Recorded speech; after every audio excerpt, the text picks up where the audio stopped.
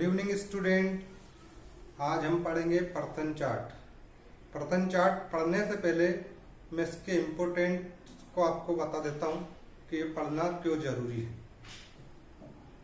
देखो, जैसे हम ABCD से इंग्लिश को पढ़ना सीखे हैं, उसी प्रकार इंग्लिश ग्रामर के लिए पर्सन चार्ट बहुत इम्पोर्टेंट है।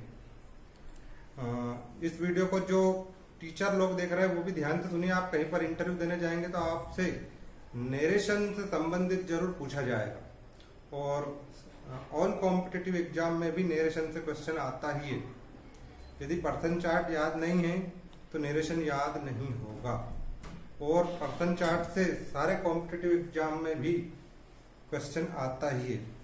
अब हम पर्सन चार्ट समझने के लिए पहले ये देखेंगे कि सब्जेक्ट वर्ब ऑब्जेक्ट क्या होता है। तो पहले हम देखेंगे इंग्लिश की ग्रामर और हिंदी की व्याकरण में क्या अंतर है।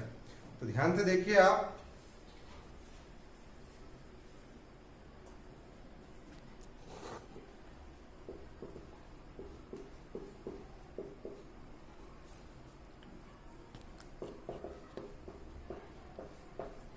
Sachin pledge cricket.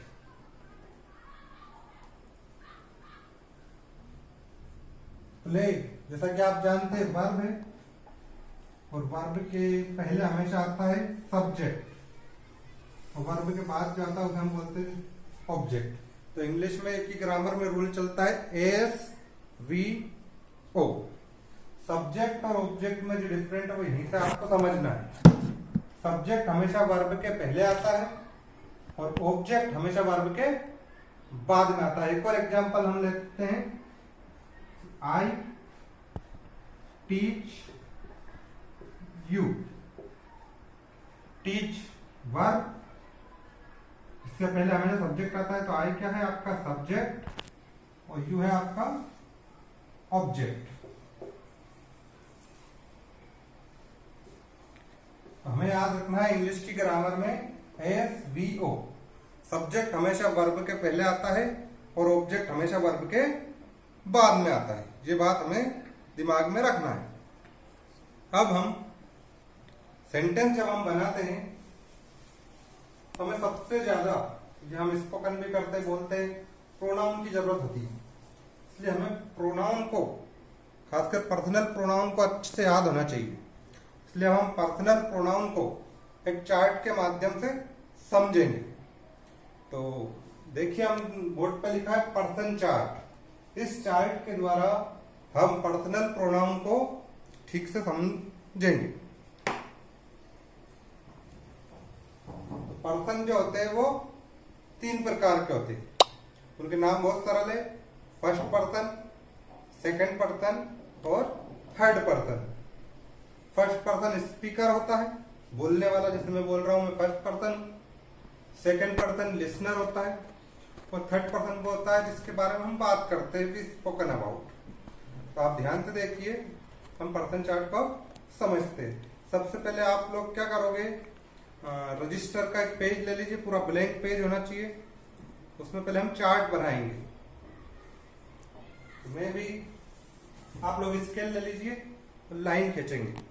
अभी देखिए स्टूडेंट, आप लोग पूरा एक पेज आपका रजिस्टर का ब्लैंक होना चाहिए, और उसमें चार्ट आपको बनाना है। सबसे ऊपर टॉप पर आपको लिखना है पर्सन चार्ट, क्योंकि हम लोग जो याद कर रहे हैं उसका टाइटल हमें जरूर याद होना चाहिए।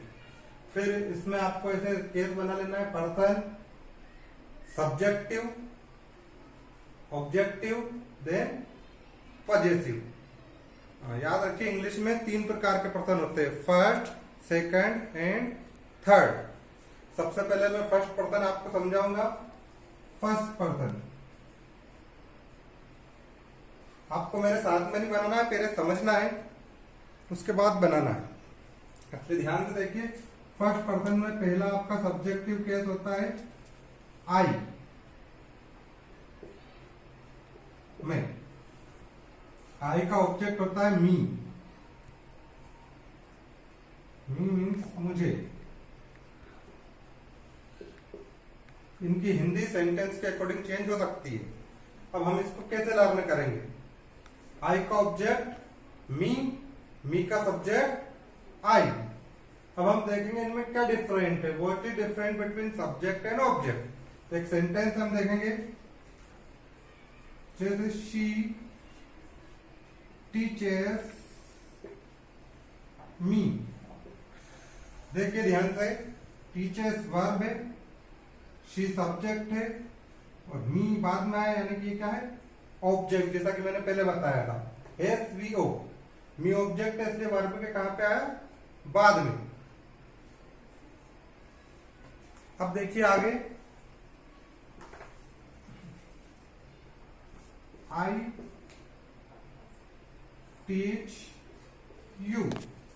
अब देखिए आई सब्जेक्ट है इसलिए वर्ब के कहां पे आया, पहले। तो ये डिफरेंट होता है सब्जेक्ट और ऑब्जेक्ट में। सब्जेक्ट हमेशा वर्ब के पहले आता है और ऑब्जेक्ट हमेशा वर्ब के बाद में आता है। अब हम देखेंगे आई के पॉजेसिव। आई के दो पॉजेसिव केस होते हैं, माई एंड माइन। माई मीन्स मेरा, माइन मीन्स मेरा ही। अब इन दोनों में भी डिफरेंट है, हम देखेंगे माई और माइन में क्या डिफरेंट है। तो जो माई है इसके बाद कुछ ना कुछ लिखना पड़ता है, कुछ ना कुछ इसके बाद आता है, ठीक है। ध्यान से आप देखेंगे,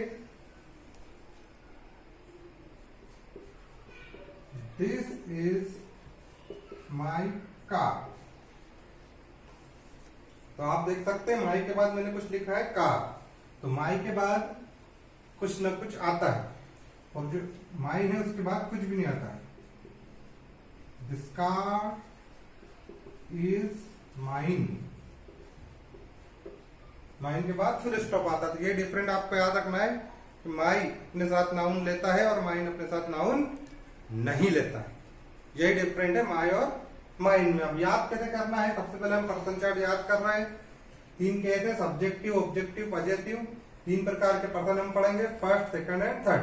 अब फर्स्ट पर्सन में पहला सब्जेक्ट है आपका आई, आई का ऑब्जेक्ट मी और आई के पॉजेसिव है माई एंड माइन। तो आई जो है फर्स्ट पर्सन का सिंगुलर सब्जेक्ट है। अब हम प्लूरल सब्जेक्ट को देखेंगे। इसका प्लूरल सब्जेक्ट होता है वी। वी मीन्स होता है हम और वी का ऑब्जेक्ट होता है अस। अस मीन्स हम। इन दोनों में वही डिफरेंट है जो आई और मी में था। और इसके दो पॉजिटिव केस है आवर एंड आवर्स, हमारा, और नीचे वाले की हिंदी हमारा ही, है ना। मैं ये क्या लिखूंगा, वी का ऑब्जेक्ट आस और वी का positive our and hours.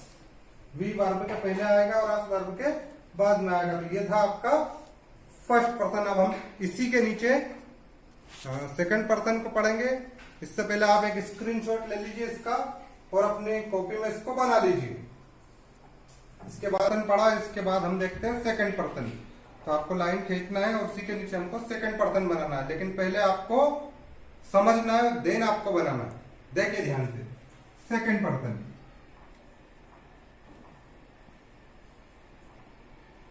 Second person होता है लिसनर, सुनने वाला, यानी कि जिससे आप बात कर रहे हो वो आपका सेकंड पर्सन रहता है। अब अंग्रेजी में जो सेकंड पर्सन होता है वो सिंगुलर भी होता है, प्लूरल भी होता है।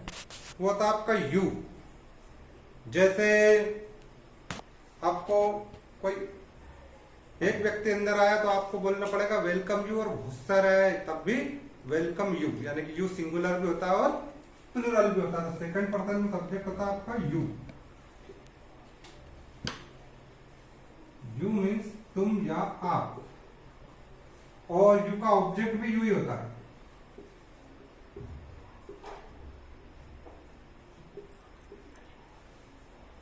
अब डाउट होगा कि दोनों एक जैसे, ध्यान से देखिए, ये वाला वाई कैपिटल है और ये वाला स्मॉल है, इससे भी डिफरेंट पता नहीं चलेगा। हमें एसवीओ इस शब्द को हमेशा याद रखना है। SVO subject verb object.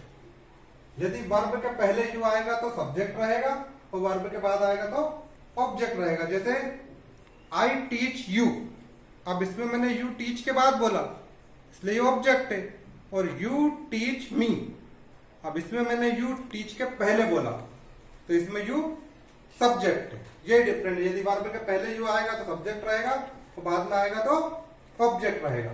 इसी प्रकार यू के दो पॉजिटिव कैसे, यूअर और यूअर्स,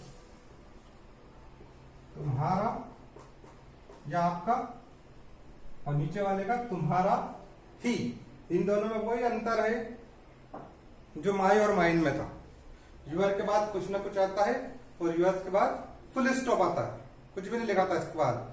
जैसे this is your pen, this pen is yours, यह पेन तुम्हारा है, और this pen is yours means यह पेन तुम्हारा ही है।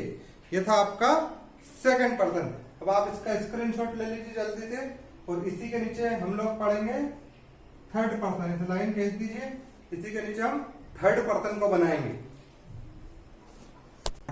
अब हम पढ़ेंगे थर्ड पर्सन। थर्ड पर्सन वो होता है जिसके बारे में हम बात करते हैं। थर्ड पर्सन यहां पर हम लिख लेंगे थर्ड पर्सन। थर्ड पर्सन में पहला सब्जेक्ट होता है आपका ही, इसकी हिंदी होती है वह। ये यूज होता है मैस्कुलिन जेंडर के लिए। एम का मीन्स है मैस्कुलिन जेंडर, यानी पुरलिंग। एक पुरलिंग के लिए, एक पुरुष के लिए आपको ही का यूज करना है। ही का ऑब्जेक्ट होता है हिम। हिम मीन्स उसे। ही और हिम में वही डिफरेंट है जो आई और मी में था। ही वर्ब के पहले आएगा और हिम वर्ब के बाद में आएगा। और ही का पॉजिटिव होता है हिज, उसका, उसकी, उसके। ही, हिम, हिज। आपको कैसे याद करना है, ही का ऑब्जेक्ट हिम, ही का पॉजिटिव हिज। इसके बाद अगला है आपका शी। शी मीन्स भी वह होता है यूज फॉर फेमिनिन जेंडर, स्त्रीलिंग के लिए होता है, एक के लिए। इसका ऑब्जेक्ट होता है हर, और इसका पॉजिटिव भी हर ही होता है। अब यहां पर आपको डाउट होगा कि ये और ये दोनों एक जैसे, यानी कि शी का ऑब्जेक्ट भी हर है और पॉजिटिव भी हर है। ध्यान से सुनिए कैसे डिफरेंट पता चलेगा। जैसे आई टीच हर और फुल स्टॉप, तो इसमें जो हर है वो ऑब्जेक्ट है, लेकिन हर के बाद कोई रिलेटिव वर्ड जैसे father, mother, brother, friend, sister, ऐसा कुछ भी आ जाता है तो वो फिर पॉजिटिव होता है। जैसे आई टीच हर, मैं उसे पढ़ाता हूं, और आई टीच हर ब्रदर, अब इसमें मैं उसे नहीं पढ़ाता हूं, उसके भाई को पढ़ाता हूं। यानी कि यहां पर आई टीच हर ब्रदर में पॉजिटिव वाला है। तो her father is a teacher, इसमें हर कौन सा है, पॉजिटिव वाला। तो इसको कैसे लर्न करेंगे, शी का ऑब्जेक्ट भी हर, शी का पॉजिटिव भी हर। इसके बाद हम देखेंगे इट। थर्ड पर्सन का तीसरा जो थर्ड पर्सन सिंगुलर नंबर है वो होता है आपका इट। इट मीन्स भी होता है वह। इसका यूज होता है एनिमल एंड नॉन लिविंग के लिए। नॉन लिविंग मीन्स निर्जीव के लिए। इट का ऑब्जेक्ट भी होता है इट। अब यहां पर वापस डाउट होगा कि इट का ऑब्जेक्ट भी इट। इस प्रकार यू और यू था, इसी तरह ये है। यदि वर्ब के पहले इट आएगा तो वो सब्जेक्ट रहेगा, और वर्ब के बाद में आएगा तो ऑब्जेक्ट रहेगा। और इट का जो पॉजिटिव केस होता है वो होता है आपका इट्स। इन तीनों को बोला जाता है third person and singular number. इसके बाद लास्ट है आपका दे। दे का ऑब्जेक्ट होता है देम,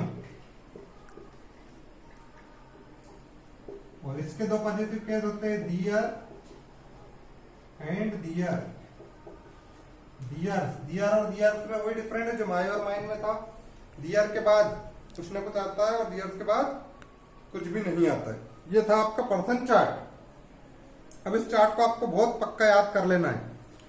5-6 पेज, लगभग 10 पेज में इसको बार बार बनाइए, तब जाकर आपको ये याद होगा। वापस से बता रहा हूँ, ये बहुत ज्यादा इंपॉर्टेंट है नरेशन समझने के लिए, इसलिए इसको बहुत पक्का आपको याद करना है।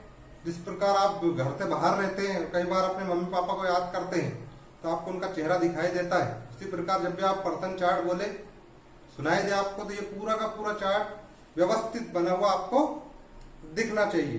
फिर भी आपको समझ में नहीं आया हो तो नीचे कमेंट सेक्शन में आप लिखे, मैं जरूर आपको समझाऊंगा। और मेरा नंबर भी नीचे लिंक पे आपको दिखाई देगा। और ये मेरा पहला वीडियो है, हो सकता है बनाने में कुछ गलती हुई हो तो उसको इग्नोर करते हुए इस चार्ट को बना ले। यदि आप ग्रामर अच्छे से सीखना चाहते हैं तो जैसा जैसा मैं कहूँ वैसा वैसा करें। तब तक के लिए गुड नाइट। जय हिंद, जय भारत।